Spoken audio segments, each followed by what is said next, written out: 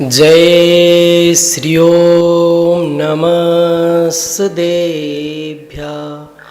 ळमो अर्हन्ताळं ळमो सेद्धाळं ळमो आयरियाळं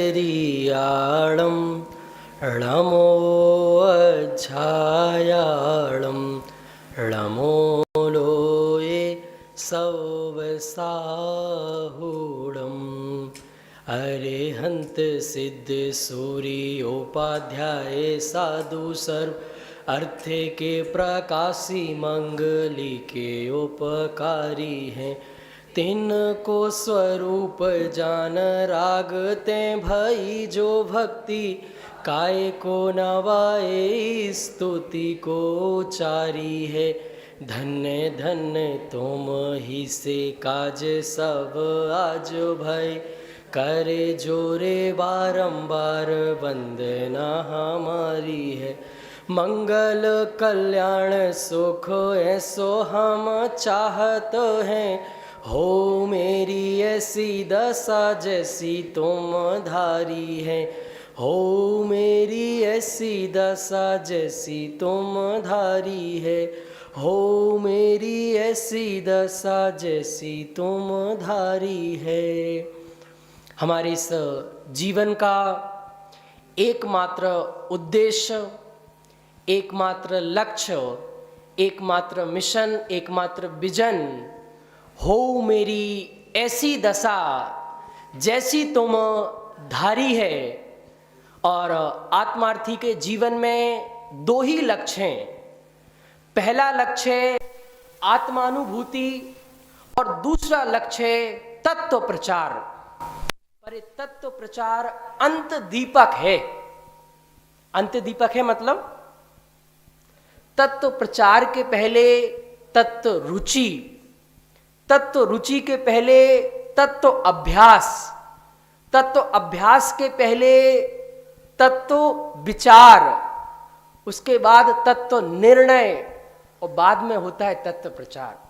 इसको और सरल करता हूं, मैं इसको ऐसे कहता हूं, हमें जिनवाणी का सिर्फ शब्दात्मक ज्ञान ही नहीं, उसके साथ साथ उसका अर्थात्मक, उसका भावात्मक, उसका विचारात्मक, उसका निर्णयात्मक, उसका प्रयोगात्मक, उसका क्रियात्मक, इतने लेवल पर स्वाध्याय होगा तो वो रियल स्वाध्याय होगा। कितने पॉइंट बोल दिए।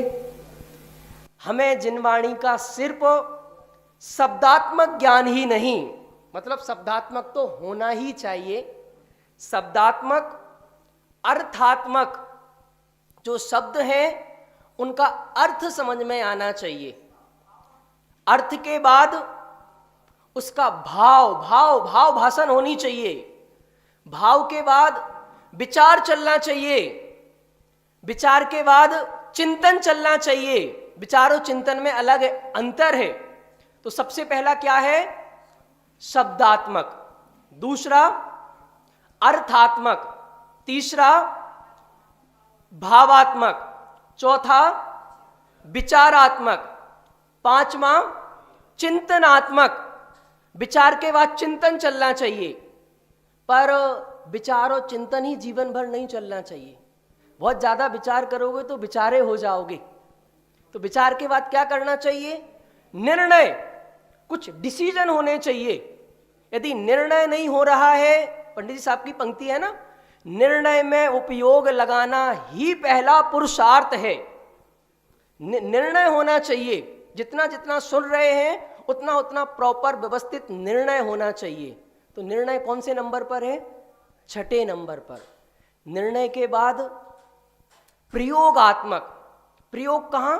अपने अंदर में ही, कहीं बाहर नहीं, अंदर में इसके प्रयोग चलना चाहिए। प्रयोग के बाद वो आपके जीवन में दिखना चाहिए। और उसके स्टेप क्या बताए? सबसे पहले तत्व रुचि, तत्व अभ्यास, तत्व विचार और तत्व निर्णय। ये तत्व प्रचार के पहले की गतिविधि है। हमारा आज का मूल टॉपिक तो है आत्मानुभूति की विधि। क्या है? पहले तो जब जब ये आत्मानुभूति शब्द सुनते हैं तो हमें लगता है नहीं नहीं, ये हमारे लिए तो है ही नहीं, ये तो जो बड़े बड़े लोग हैं ना उनके लिए बनाई गई है। और ये शब्द सुनते ही हमारे को 3-4 नाम याद आ जाते हैं, गुरुदेव, पंडित जी साहब, फलाना साहब की अनुभूति तो बस इनको ही है, यही कर सकते हैं, ये जो करते हैं उनको ही अनुभूति हुई है। पर नहीं, अनुभूति इसमें लिखा है अपने शास्त्रों में कि आपके पास जितना ज्ञान है ना, वर्तमान प्रकट ज्ञान में आपके पूरी योग्यता है कि आप आत्मानुभूति प्रकट कर सकते हैं। दूसरी बात, आत्मानुभूति के लिए ज्ञान की अधिकता नहीं चाहिए, ज्ञान का समर्पण चाहिए। क्या क्या क्या बोला अभी? सम्यक बना नहीं बोला मैंने समर्पण बोला। आत्मानुभूति के लिए ज्ञान की अधिकता नहीं चाहिए, ज्ञान का समर्पण चाहिए। और इसके लिए एक वाक्य लिखा है मैंने शास्त्रों के आधार से ही, ज्ञानानंद स्वभावी ध्रुव तत्व के प्रति वर्तमान ज्ञान के उघाड़ का सर्वस्व समर्पण ही आत्मानुभूति है। क्या बोला? ज्ञान की प्रतिपल उठे तरंग, झांकता उसमें आत्म राम, अरे आवाल सभी गोपाल, सुलभ सबको चिन्मय अभिराम। अब मेरे पास विषय बहुत सारा है, टाइम मेरा कम बचा, तो मैं अभी 3:20 हो गए हैं, तो मैं कहाँ तक लूँ तो उस हिसाब से मैं विषय अपना शुरू करूँ।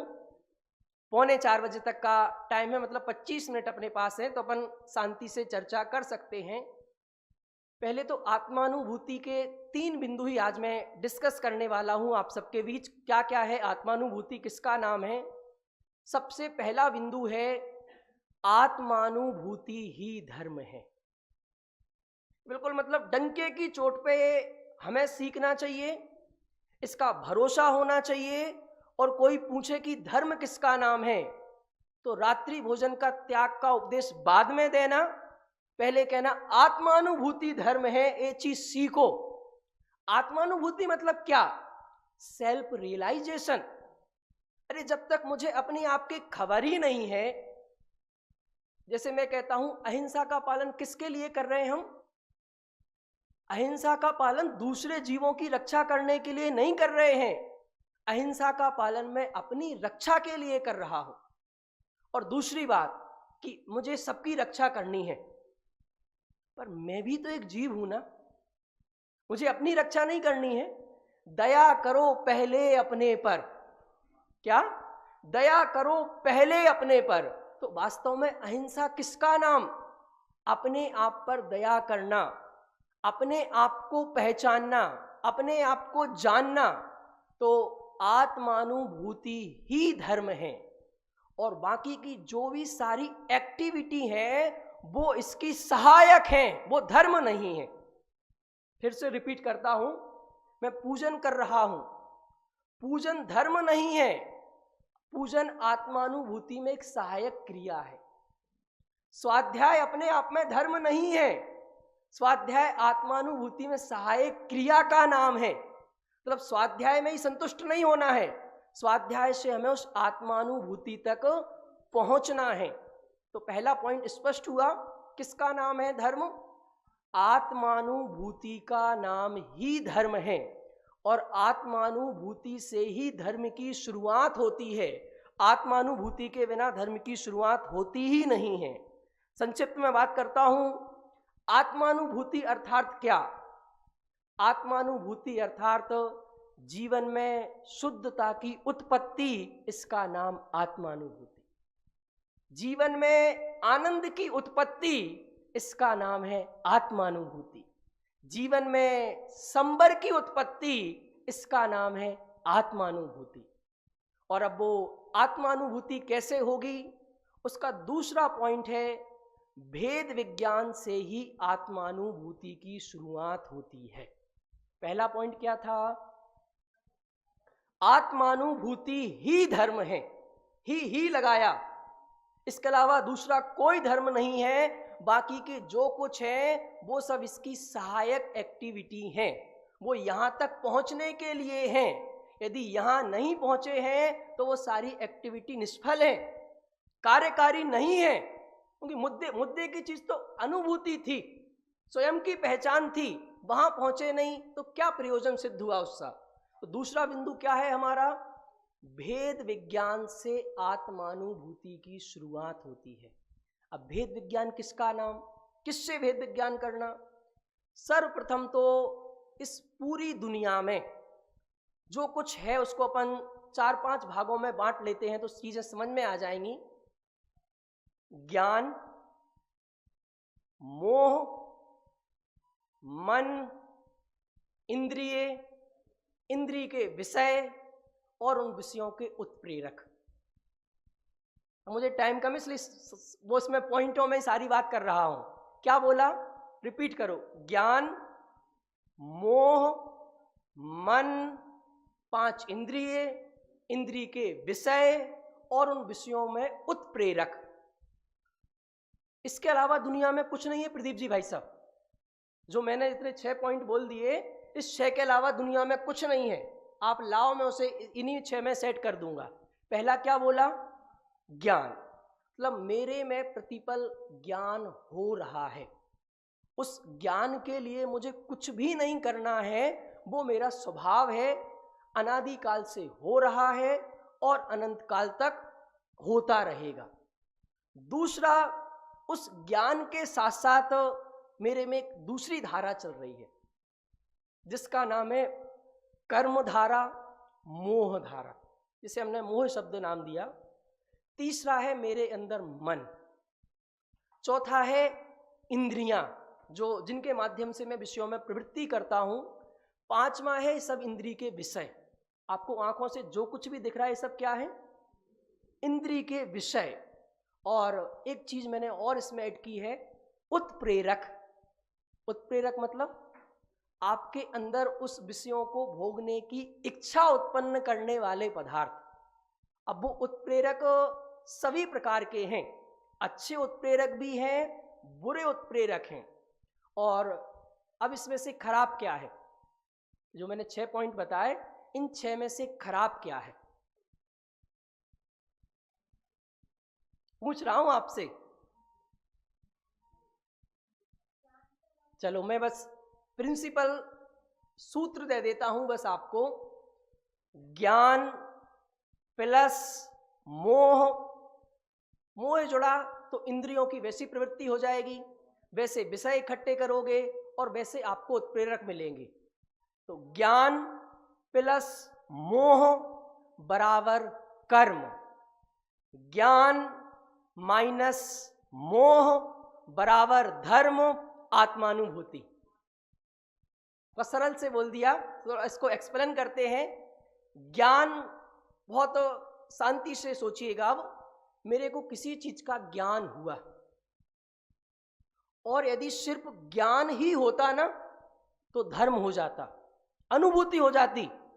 पर जैसे ही मुझे किसी का ज्ञान होता है, अगले ही पल, अगले पल तो मैं कह रहा हूं, वो मोह ऐसा जुड़ा है कि उसी पल उसमें मैं अच्छे बुरे की कल्पना करता हूं, इष्ट अनिष्ट की कल्पना करता हूं, और अच्छे बुरे के साथ साथ अपने पराये की, कि ये जो मतलब ज्ञान में जो भी प्रतिबिंब आया, जो भी ज्ञेय झलका, उसको मैंने क्या माना, ये अच्छा है, ये बुरा है। तो जैसे ही मैंने मोह में क्रिएट किया, अच्छा बुरा मानना मतलब भाव करो, मोह क्रिएट हुआ। मोह क्रिएट होते ही मन को वैसा मैसेज गया, मन ने इंद्रियों को वैसा ऑर्डर दिया, और इंद्रियों ने वैसे विषय इकट्ठा करने स्टार्ट कर दिए, और वैसे ही फिर आपको उत्प्रेरक अच्छे लगने लगे। ये तो दौड़ गया किस साइड, कर्म की ओर गाड़ी, जो अनादिकाल से आज तक चली आ रही है। और अब हमें क्या करना है, हमें धर्म करना है, हमें अनुभूति करना है। उसके लिए क्या करें, मैंने कोई चीज मेरे ज्ञान में जानने में आई, तो वो वस्तु मेरे ज्ञान में आई ही नहीं, मेरा ज्ञान उस वस्तु में कभी गया ही नहीं। देखो, इस 2 सेंटेंस से ही दुनिया के सारे मत मतांतरों का निषेध हो गया। क्योंकि दुनिया के सारे धर्म दर्शन क्या कहते हैं? कोई कहता है इंद्रियों से ज्ञान होता है, कोई कहता है प्रकाश से ज्ञान होता है, कोई कहता है ज्ञेयों से ज्ञान होता है, पदार्थों से ज्ञान होता है, सन्निकर्ष से ज्ञान होता है। पर हमारे आचार्य क्या कहते हैं? नहीं, ज्ञान से ही ज्ञान होता है। कहाँ लिखा? पीते कारागारे तमसी च सूची मुखाग्र दुर्भेदे मईचा निम्लित नयने तथापि कांता ननम व्यक्त्यम। समझ में तो नहीं आया? कुछ को आ गया, पीछे वालों को नहीं आया। हमारे आचार्य देव कह रहे हैं, मेरा एग्जाम्पल नहीं है, एक लड़का है 22-23 साल का, अभी जस्ट शादी हो ही रही थी, उसकी भावरें पड़ रही थी, 6वीं भावर पूरी होने वाली थी कि पुलिस आई कि तेरी जो जिसके साथ शादी कर रहा है ना, ये 17 साल की है और कम से कम 18 की होनी चाहिए थी, इस जुर्म में तुझे जेल होती है, तू गलत कर रहा है, अन्याय कर रहा है, कानून के विरोध जा रहा है। तो उस लड़के को पकड़ा और उसके आंखों पे काली पट्टी बांधी, इसको कहीं रास्ता दिख नहीं जाए, ये कहीं जेल से भाग नहीं जाए। तो आंखों पे पट्टी बांधी और एक बहुत गहरे तलघर में, ऐसे तलघर में कि जहां सुई की नोक बराबर भी प्रकाश नहीं है, ऐसे घनघोर अंधेरे में उस लड़के को ले जाया गया। फिर शाम हो गई तो पूछा कुछ खाओगे पियोगे, पानी पीना है? बोले नहीं, बिल्कुल नीरस नीरस सा। बोले क्या क्या क्या सोच रहे हो, क्या देख रहे हो? बोला मैं अपनी पत्नी को देख रहा हूं। बोले पत्नी को देख रहे हो, वो तो यहां है ही नहीं। बोला इतना स्पष्ट देख रहा हूं कि आप मेरे को कागज पेन दो, मैं उसकी पूरी पेंटिंग बना दूंगा। तो मेरा प्रश्न है, इतना घनघोर अंधेरा है, आंखों पे काली पट्टी बंधी है और वो पत्नी वहां से 100 किलोमीटर दूर बैठी है, मतलब प्रकाश नहीं है, इंद्रियां भी नहीं है, मतलब बंधी हुई है, और वो वस्तु भी सामने नहीं है। इसके बाद भी उसे उसका बिल्कुल स्पष्ट चेहरा नजर आ रहा है। इसका मतलब ज्ञान ना ज्ञेयों से होता है, ना इंद्रियों से होता है, ना प्रकाश से होता है, ना सन्निकर्ष से होता है, ज्ञान तो ज्ञान से होता है। तो ऐसे ही मुझे प्रतिपल ज्ञान हो रहा है, तो मेरा ज्ञान ज्ञेयों में नहीं जा रहा है, ज्ञेय ज्ञान में नहीं आ रहे हैं, तो हो क्या रहा है? मेरे ज्ञान में ज्ञेयों का प्रतिबिंब बन रहा है, प्रतिभास हो रहा है। जैसे दर्पण में कोई वस्तु झलकती ना, वैसे ही मेरे ज्ञान में दुनिया के सारे ज्ञेय झलक रहे हैं। तो ज्ञान में ज्ञेय झलका, मैंने उसे जाना, अब जानने के बाद मैंने उसमें एकत्व ममत्व नहीं किया, इष्ट अनिष्ट नहीं किया, अपना पराया नहीं किया, कर्तृत्व भोक्तत्व नहीं किया, बस जाना। जान किसको रहे थे? ज्ञान में ज्ञेय को। अब यदि उस ज्ञेय की ओर तू मुग्ध हो गया, ये शास्त्रों की भाषा में बोलते हैं ज्ञेय लुब्धता, उस ज्ञेय की ओर दौड़ गया तो होगा तेरे को कर्म, जो है अधर्म। और उस ज्ञेय में भी तुझे ज्ञान के दर्शन हो गए कि मेरे ज्ञान में जो ज्ञेयों का प्रतिबिंब बना, ये प्रतिबिंब ज्ञान ही तो है, और ये जो ज्ञान है ये ही तो मैं हूं। क्या क्या क्या बोला? ज्ञान में ज्ञेयों का अनंत भैया प्रतिबिंब बना, तो क्या है जो प्रतिबिंब है? प्रतिबिंब किसका है? ज्ञेय थोड़ी है, वो ज्ञान है, और जो ज्ञान है वो ही तो आत्मा है, और जो आत्मा है वो ही तो मैं हूं। इस बात की स्वीकृति हो जाना, इसका नाम है आत्मानुभूति। ज्ञान में पर जानने में आता है, पर जब तक पर का ही लक्ष्य है, पर का आग्रह है, उसमें एकत्व ममत्व कर्तृत्व है, तब तक जीव अज्ञानी है, मिथ्या दृष्टि है। और ज्ञान के ज्ञेयों में ज्ञान जानने में आने लगा, उस ज्ञान में ही अभी तक क्या गलती हो रही है? ज्ञान में जो ज्ञेय जानने में आते हैं, मेरा उनमें एकत्व ममत्व हो रहा है, और होना किसमें चाहिए? ज्ञान में। और जिस दिन से ज्ञान में एकत्व, ममत्व, कर्तृत्व, भोक्तृत्व, सुखत्व की अनुभूति होने लगी, उस दिन से आत्मानुभूति की शुरुआत हो जाती है।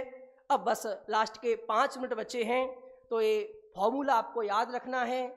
ज्ञान प्लस मोह बराबर कर्म, और कर्म मतलब अधर्म जो संसार में घुमाने वाला है। एक प्रश्न और पूछता हूं पहले, कर्म और धर्म में क्या अंतर है? कर्म और धर्म में क्या अंतर है? देखिएगा, जिसका फल, जिसका रिजल्ट नियम से बाद में मिले उसे कहते हैं कर्म, और जिसका रिजल्ट, जिसका फल तत्काल मिले उसे कहते हैं धर्म। आपने सुबह 2 घंटे पूजन की और आप बोले मजा नहीं आया, आनंद नहीं आया, मतलब आपने पूजन की ही नहीं। स्वाध्याय सुन रहे, मजा नहीं आया, अरे सुनते ही मजा आ गया मतलब धर्म हो गया, और बाद में आएगा तो समझो आपने वो धर्म रूप में एक्सेप्ट किया ही नहीं है। तो इतनी सी बात थी कि ज्ञान प्लस मोह, राग, द्वेष बराबर कर्म, और ज्ञान माइनस मोह, राग, द्वेष बराबर धर्म। मतलब प्योर जानना जानना जानना, इसकी शुरुआत हो गई, इसकी प्रतीति हो गई कि मैं तो बस जानने वाला हूं। अब इसमें एक पॉइंट और जोड़ना चाहता हूं, फिर आगे बढ़ेंगे कि अब जब जानने की अपन ने इतनी बात कर ली, तो इसमें एक बात और ऐड कीजिएगा, तो किसको जाने किसको नहीं जाने, ये बहुत गहरी बात कर रहा हूं। तो आप तो ये बताओ, किसको जाने किसको नहीं जाने। कहा आपको इस बात की भी आकुलता व्याकुलता नहीं करनी है। क्यों?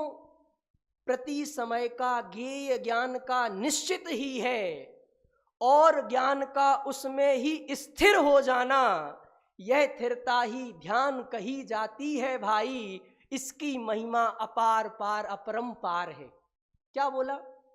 ज्ञान के ऊपर अब ये बोझा भी नहीं कि मुझे इसको जानना है इसको नहीं जानना है। ज्ञान को बिल्कुल फ्री छोड़ के, क्योंकि ज्ञान के एक एक समय का ज्ञेय अनादि काल से निश्चित है। ये सबसे बड़ी बात कह रहा हूं। जो अभी तनाव है कि मुझे इसे जानना है, वास्तव में मेरे ज्ञान में जो भी जानने में आए उसे जानना, जो जानने में आया उसे हटाने का विकल्प नहीं है। कोई नई वस्तु जानने में आ जाए ऐसी आकुलता नहीं है।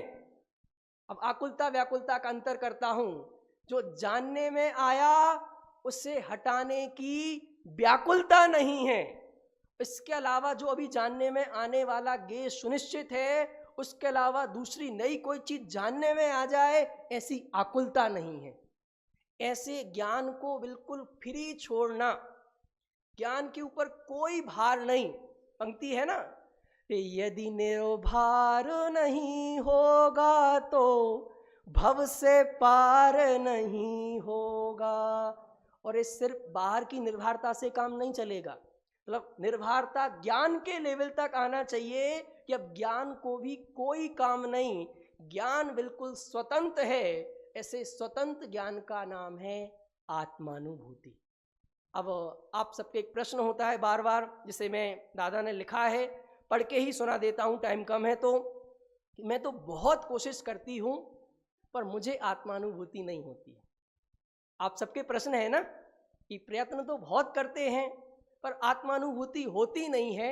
उसके लिए मैं कुछ दादा ने लिखा है वो पढ़ के सुनाता हूँ। जितनी कचास है, जितनी पुरुषार्थ में उग्रता की कमी है, उतनी ही देर है। भवितव्य भी ऐसा ही लगता है, पर अब अधिक काल शेष नहीं है। चिंता ना करो, तुम्हारी यह रुचि की तीव्रता ही बताती है कि अब अधिक प्रतीक्षा नहीं करनी हो। जो तुम्हें ये आत्मानुभूति की रुचि है ना, आत्मानुभूति की ललक है, यही इस बात का परिचायक है कि अब बहुत जल्दी आत्मानुभूति होने वाली है। तो कुछ नहीं, यह अधीरता का काम नहीं, यह सहज का धंधा है, इसमें उतावली नहीं चलती। भगवान आत्मा स्वयं अनुभूति स्वरूप है। अनुभूति स्वरूप भगवान आत्मा को अनुभूति प्राप्त करने की भी आकुलता क्यों? इस सेंटेंस को फिर से पढ़ना चाहता हूं। अनुभूति स्वरूप भगवान आत्मा को अनुभूति प्राप्त करने की भी आकुलता क्यों, व्याकुलता क्यों? लगता है यह तेरी कचास है। एक वे कुछ नहीं, विकल्पों से बस हो। विकल्प तरंगे अब और अधिक मत उठाओ। विकल्पों के पार झांकने का यत्न करो। यत्न करने का भी तनाव मत रखो। सहज यत्न होने दो। कुछ करो नहीं, बस होने दो।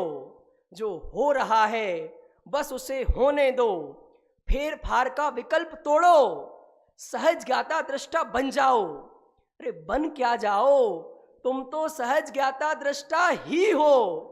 यह तनाव, यह आकुलता, यह व्याकुलता तुम हो ही नहीं। प्राप्त प्राप्त प्राप्त क्या कह रहे हो? तुम्हें कुछ भी तो नहीं पाना है, तुम तो परिपूर्ण हो। तुम तो अपनी परिपूर्णता को क्यों भूल रहे हो? तुम्हारा ध्यान अपूर्णता की ओर जाता ही क्यों है?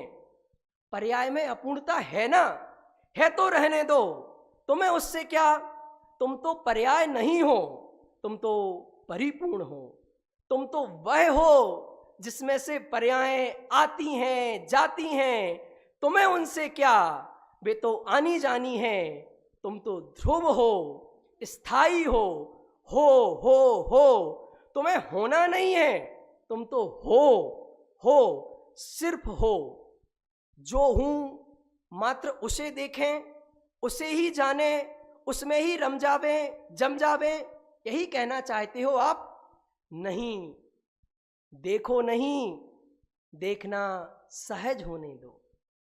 जानो नहीं, जानना सहज होने दो। रमो भी नहीं, जमो भी नहीं, रमना जमना भी सहज होने दो। अब कुछ सब कुछ सहज, जानना सहज, देखना सहज, जमना सहज, रमना सहज। कर्तृत्व के अहंकार से नहीं, विकल्पों से भी रहित सहज ज्ञाता दृष्टा बन जाओ। फिर क्या? कोई विकल्प नहीं, कोई विकल्प नहीं, यह विकल्प भी नहीं। विकल्पातीत, वचनातीत, निर्विकल्प, ज्ञान सहज, श्रद्धा सहज, रमणता सहज, इसका नाम है आत्मानुभूति। एक अंतिम सेंटेंस आपको देता हूं जिसमें सट कारक आप लगा लेंगे। आत्मा ने, आत्मा को, आत्मा से, आत्मा की प्राप्ति के लिए पर आत्मा से हटकर आत्मा में ही आत्मय हो जाने का नाम है आत्मानुभूति।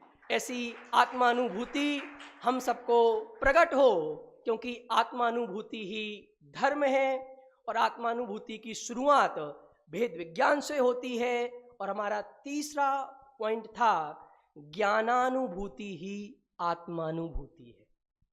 ये 3 पॉइंट याद हो गए तो समझे अपना काम होगा। पहला बिंदु क्या है? आत्मानुभूति ही धर्म है, ही पे जोर देना। दूसरा बिंदु, भेद विज्ञान से आत्मानुभूति की शुरुआत होती है।